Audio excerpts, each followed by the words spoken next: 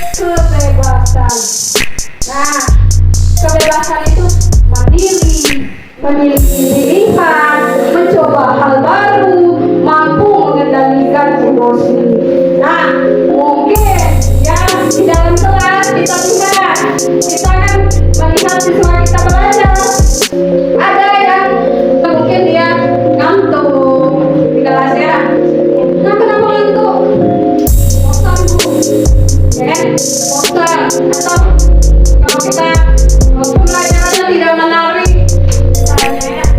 Nah sebenarnya anak-anak itu dia ingin kita apakah dia bisa kita bawa keluar kelas, jadi dia ingin bebas ya, dia mencoba hal baru.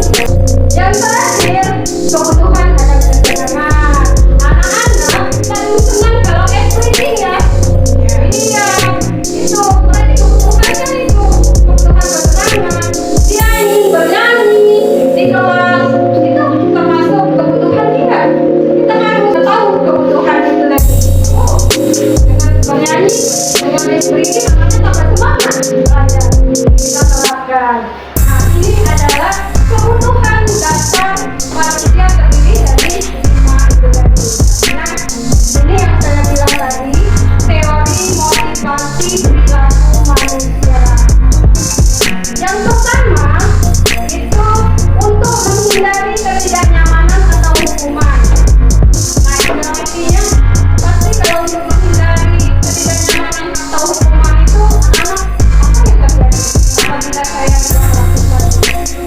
Benar seperti itu. Apa yang terjadi kalau saya melanggar tidak memakai topi? Itu adalah motivasi eksternal, luar diri anak. Nah, yang kedua, untuk mendapatkan imbalan dari orang lain.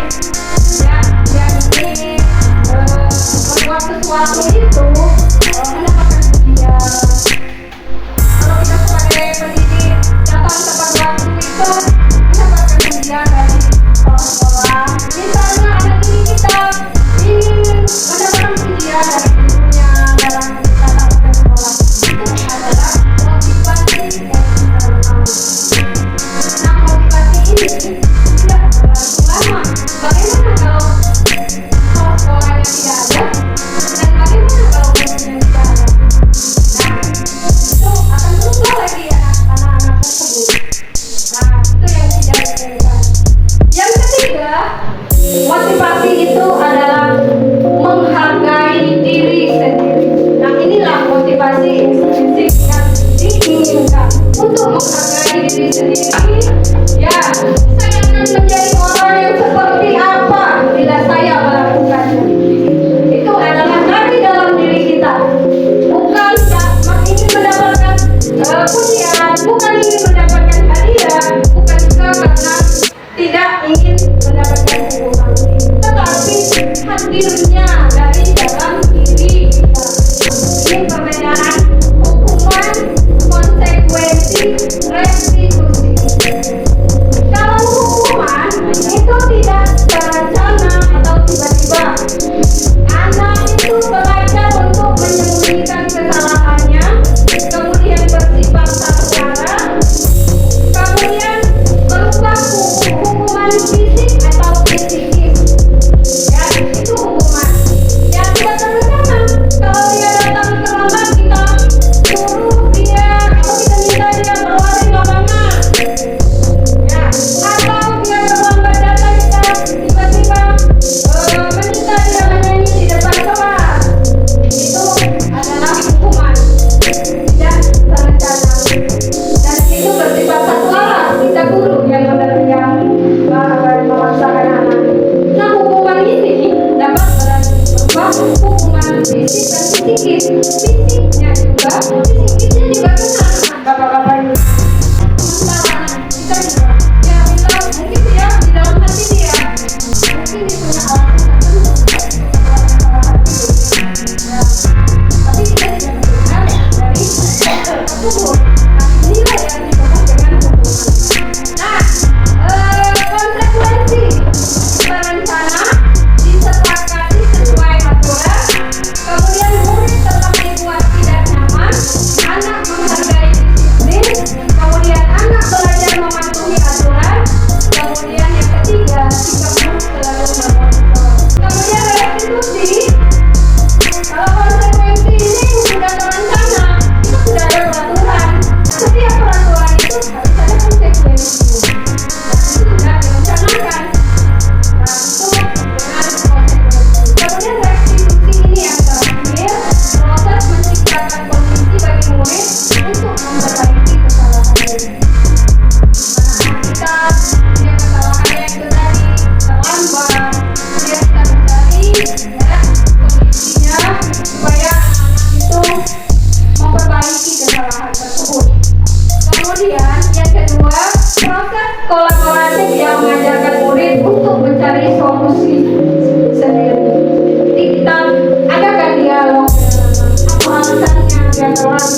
kemudian cari solusinya.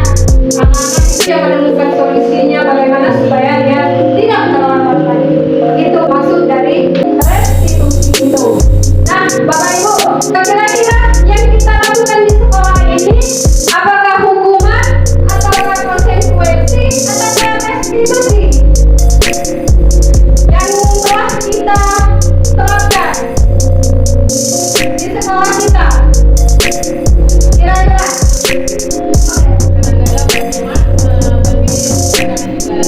Iya, bagus. Tepuk tangan untuk Ibu Soeba. Nah, ya, kita yang selama ini kita terapkan itu adalah kadang-kadang hukuman, kadang-kadang konsekuensi. Kita merasa ya, kita sebagai guru ada apa yang kita terapkan. Nah, untuk restitusi ini terbaru, ya, terbaru itu adalah solusi yang paling dianjurkan untuk memecahkan masalah di sekolah kita, anak-anak kita. Nah, di sini saya meminta kepada Bapak Ibu untuk melihat itu. Ini tindakan guru. Kemudian saya meminta Bapak Ibu untuk melihat apakah ini hukuman atau konsekuensi. Yang pertama, mencatat 100 kali di dalam buku kalimat saya tidak akan terlambat lagi karena terlambat ke sekolah. Hukuman atau konsekuensi? Oke. Yang kedua, lari mengelilingi lapangan basket 2 kali karena terlambat hadir di sekolah. Hukuman. Kemudian yang ketiga, murid diminta untuk push up 15 kali karena tidak menggunakan masker ke sekolah. Konsekuensi, selain konsekuensi, ada yang lain? Konsekuensi ya? Konsekuensi atau hukuman? Ya, berarti menurut Ibu Wati hukuman, menurut Ibu Tan konsekuensi. Oke, kita berbacakan dulu. Kemudian, menggantikan kertas tugas teman yang telah dicoret-coret. Konsekuensi. Yang selanjutnya, membersihkan tumpahan air di meja tulis karena tersenggol pada saat belajar. Murid disuruh untuk mengenakan sepatu seharian di sekolah karena tidak mengenakan sepatu hitam. Hukuman. Kemudian, lari mengelilingi lapangan basket 2 kali karena terlambat 10 menit untuk pelajaran PJOK. Hukuman atau konsekuensi?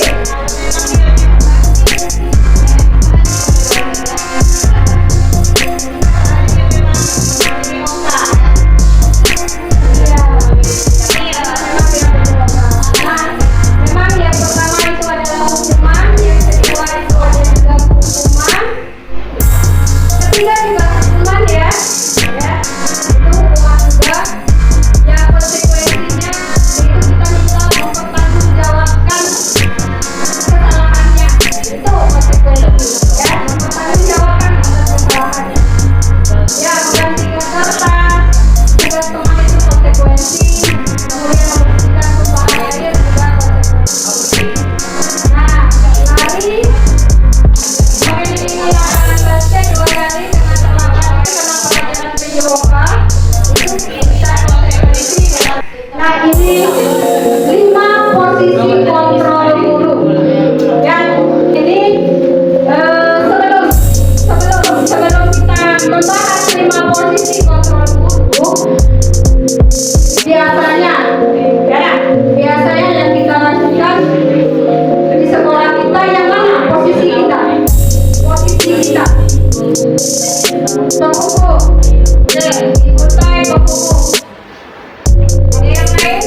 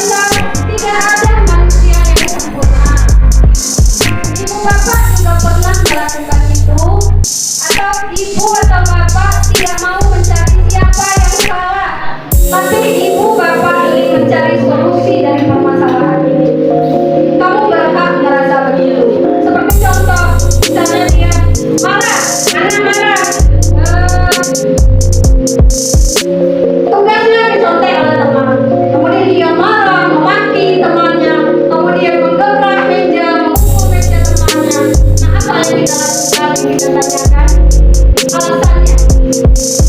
Alasan dia berbuat seperti itu apa? Kemudian kita jawab dengan perbuatan salah itu aja. Atau kalau bapak kalau ibu di posisi seperti kami, ibu mungkin akan marah juga. Ya, ibu akan marah juga. Nah, kita tidak mencari siapa yang salah, tapi kita mencari solusi dari perbuatan kami. Itu adalah validasi identitas. Yang kedua adalah validasi tindakan yang salah. Nah, validasi tindakan yang salah berdasarkan prinsip setiap perilaku berupaya memenuhi suatu kebutuhan tertentu.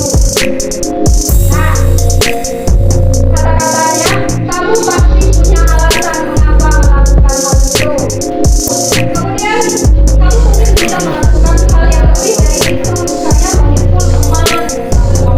Ibu sangat berterima kasih karena kamu tidak melakukan tindakan yang ini. Kemudian, kamu patut bangga karena telah melindungi sesuatu yang penting buatmu. Kemudian, kamu melakukannya karena mempertahankan sesuatu yang penting bagimu. Nah, itu untuk validasi tindakan yang salah. Barulah yang terakhir menanyakan keyakinan. Nah, menanyakan keyakinan ini berdasarkan prinsip teori kontrol bahwa ada dasarnya dan termotivasi secara intrinsik. Ya, barulah dari dia marah-marah itu tadi alasan yang itu tadi kita menanyakan apa keyakinan kelas kita? Ya, apa keyakinan kelas kita? Kemudian nilai-nilai apa yang kita tanamkan bersama? Kemudian seperti apa gambaran sebuah kelas yang ideal menurut kamu? Kamu ingin menjadi orang yang seperti apa? Itu adalah menanyakan keyakinan.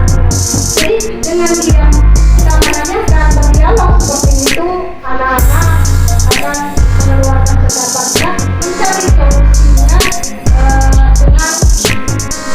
alasan atau alasan yang sendiri. Nah, ini bagian yang sangat kita nanti-nantikan, yaitu penutup. Dalam penerapan program disiplin positif, hendaknya guru memiliki sadar kepribadian, ya, profesional dan sosial yang baik, di mana guru mampu merefleksikan diri dalam posisi kontrol saat ini.